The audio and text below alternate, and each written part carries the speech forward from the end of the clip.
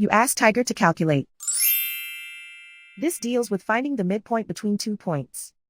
The midpoint between the 2 points is 24.5, 12. Let's solve it step by step. Plot the 2 points and calculate the midpoint using the formula. The coordinates of point 1 are, x1 equals -17, y1 equals -11. The coordinates of point 2 are, x2 equals 66, y2 equals 35. PM represents the midpoint of the 2 points.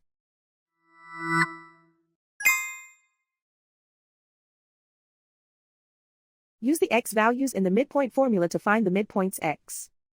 x1 equals -17. x2 equals 66.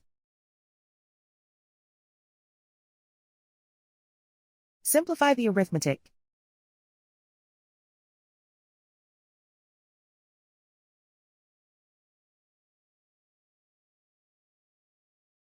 Use the y values in the midpoint formula to find the midpoints y.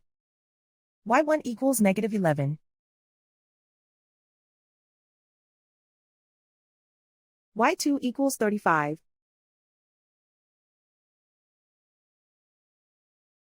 Simplify the arithmetic.